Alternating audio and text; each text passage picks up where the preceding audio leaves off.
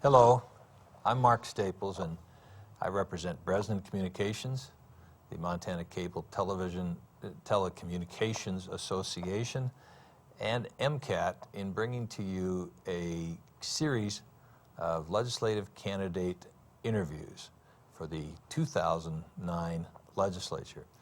Today with me, competing for the seat for House District 90 in the Bitterroot Valley here near Missoula, is Yvonne Gritzner, the Democratic candidate. Her Republican opponent, Ray Hawk, was invited and had a scheduling conflict and could not attend. So Yvonne will get an opportunity to visit.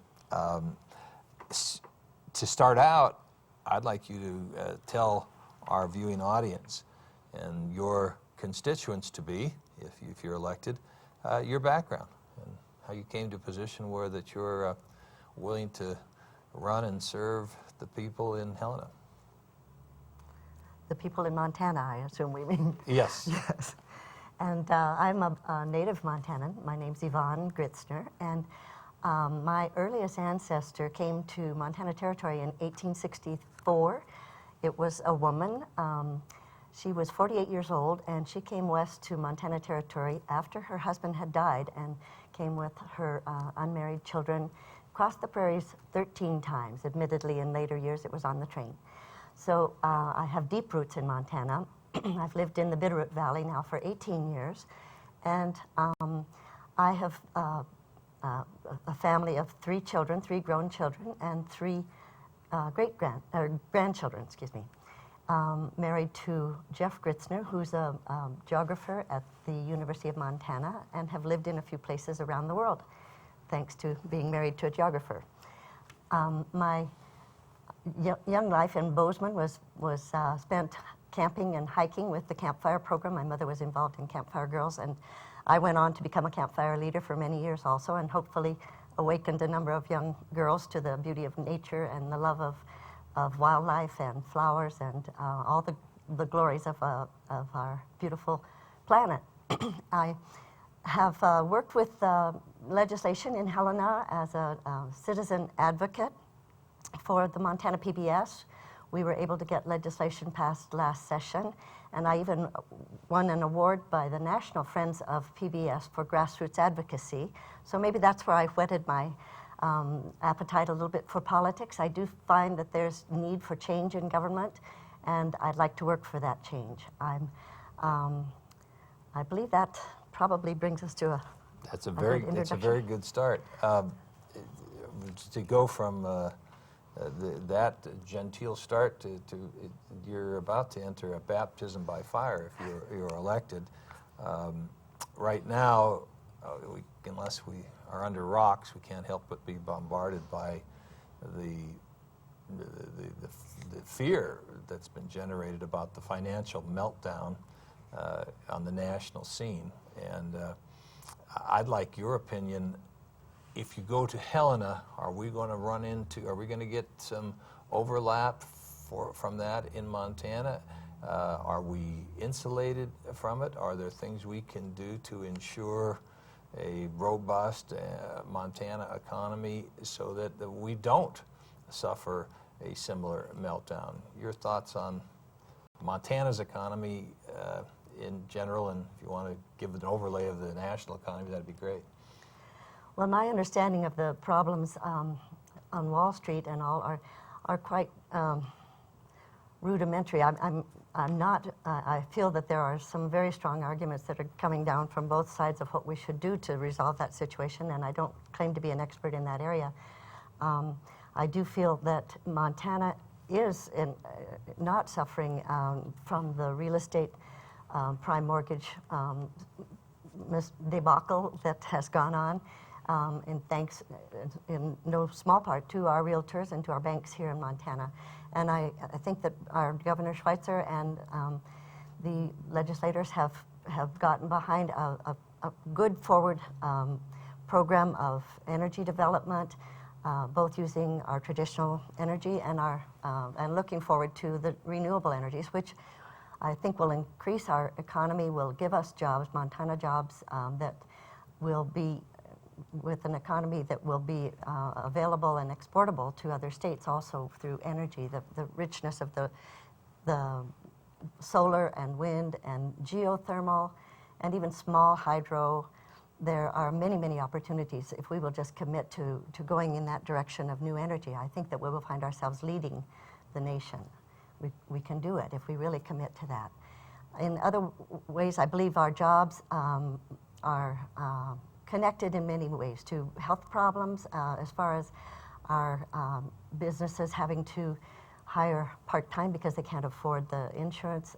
There are programs, Insure Montana, that will help to provide incentives for those small businesses to hire full-time.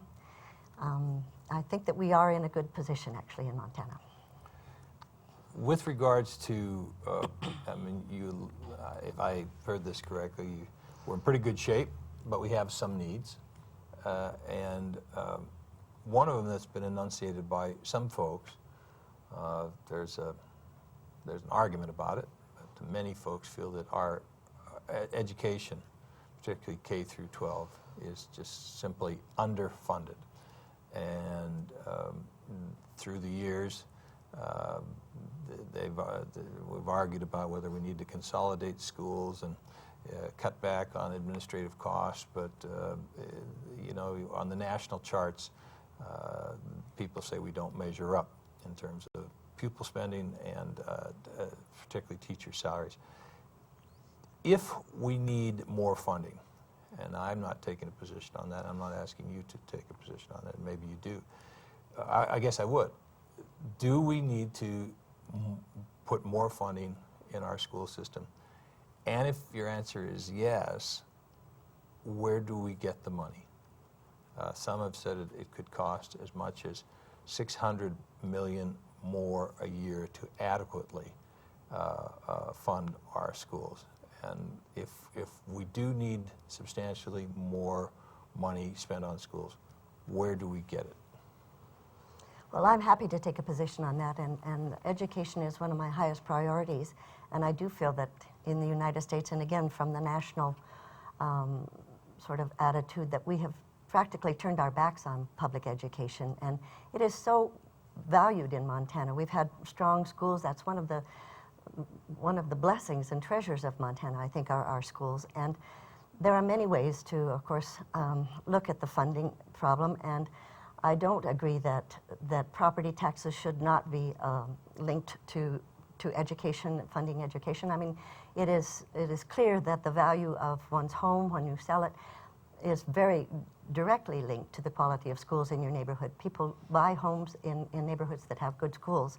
And so I think that there is a direct connection there with the property values, but I don't believe that we should just tax property. We have to give our homeowners a break in that regard. And I understand there are other avenues of bringing in funds from out-of-state property owners and out-of-state businesses that are, from what I understand, are not paying their fair share of the contribution. Education is at the basis of our democratic form of government. If we don't have a well-educated populace, we cannot have a well-run democracy. There are some other things.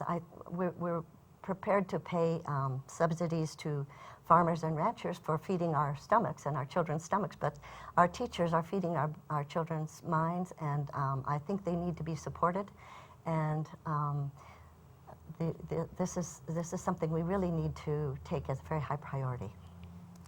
Thank you. Are there anything else that you feel are needs that need to be addressed currently in Montana, and in keeping with the kind of the mantra that both comes from the federal and state government now, when a need is identified, it's now called for in most government circles. If you believe there's a need, and you stated that public education is one, are there any others? And if so, are the funding sources for those, like you've said, suggested that some aren't paying their fair share, are those the same funding sources that we would use to what other needs? Do we have other needs? And can you explain to me and the viewing public where we would get the finances to handle those if we do? I think my other strongest priority at the time is healthcare for Montanans, and I think it's a shame that in this country and in Montana that healthcare is still a privilege and not a right, and I believe it is a right, and that many Montanan families are struggling between feeding their families and getting proper health care for their children. So I think this is something that we really need to find a cure for, and I think we have many fronts on which to improve the access with expanding into local areas, more available, accessible clinics. We have to regulate, I believe we really have to regulate the insurance industry to assure that our insurance premiums are within a range of affordability and that doctors aren't having to pay overly. Much of the cost of insurance is going to, cost of medical care is going to insurance companies, and I think we need to sit down at the table and work with the insurance industry. And so it wouldn't be so much bringing in new taxes or new sources of funding, but just getting a better balance of where our expenses are going, because doctors are not, the practitioners, general practice doctors are not seeing an increase, and yet every time we turn around, the patients' fees are being increased, whether it's the actual charges or the premiums for their insurance. You said, I said that I think I heard you say, I don't think the answer is new taxes, and I'm not going to hold you to that, but I thought that's what you said. With one specific tax that particularly I think would be of interest to those in the Bitterroot, the cities feel that the good times that the state has enjoyed over the last several bienniums in terms of the surpluses has not necessarily trickled down to the cities, and that they have needs, infrastructure needs, and police and fire, and needs that they don't receive the funds to take care of. And their proposal is to bring to the legislature a bill for local option taxing authority. Right now, those communities that are designated resort areas are able to take to their voters proposals to tax, say, alcohol by the drink, meals, or lodging in their communities. Some have voted for them, some have turned them down. The city's proposal now is that all communities, resort or otherwise, ought to be able to have the right to take to their electorate the proposition to tax certain items to help finance city services. Will you be asked to vote on that if you're sent to Helena? Are you in favor of allowing local option taxing authority, or do you have some reservations about it? I guess I'd have to have reservations in that I have not yet been fully informed and educated on all sides of the issue. I think that the cities have a real need and a strong reason for bringing this forward. My own representation in the Bitterroot Valley is much more needs for the county, and the county seems to have real needs for law enforcement funding and maintenance of highways, secondary roads, the county roads, that I think would be given my first priority as far as representing District 90 in the northern part of the Bitterroot Valley. But I would certainly sit down and listen to all sides and try to make an equitable judgment on that question. Does that answer the question? Yes. Are there any specific, and I'll let you, we have I'd love to sit and visit with you for a long time. You're a very thoughtful candidate, as all the candidates have turned out to be. We're very privileged to have such qualified people running for these offices. But alas, we have others waiting to be interviewed as well. So I'm going to give you an opportunity, Yvonne, to close. I just hit some broad-based subjects, but there may be some things that are dear to your heart that you intend, if you're elected, to really concentrate on while you're there. And I'd like you to give you an opportunity to speak to those, and then I guess one last request for the voters to give you their support. Thank you. I have spent the last 16 years, well, I recently retired, and during 16 years I worked with the Montana Committee for the Humanities, providing programs and grants for counties and communities and reservations all across the state, and became very familiar with the state and its people and its projects and its needs. And one of the grant projects that we had involved bringing food to needy people. There are more and more people who are really in sort of food insecurity positions in our state than most people are aware of. And I would like to carry and support legislation that would come out of a number of groups that are working to bring local produce, local farm goods and food to people who are in stressed and disadvantaged positions economically, and as well as for the populace of Montana as a whole. There are many groups working on that, and the food bank, the farm to school, many of these organizations that are working on legislation. I would be very supportive of their programs and hope to carry legislation in Helena to that regard. So I do hope that you find that some of these things I've expressed are concerns also of yours. I think that we need to work for change when change is needed, and I do have, I hope we share some of these concerns, and that I can earn your trust and your vote in November. Well, Yvonne, thank you for coming and taking the time and driving in from the Bitterroot for this interview, which is being conducted in Missoula at the facilities of the public access channel in Missoula. Bresnan Communications thanks you. Montana Cable Telecommunications Association thanks you. And we want to thank all the candidates.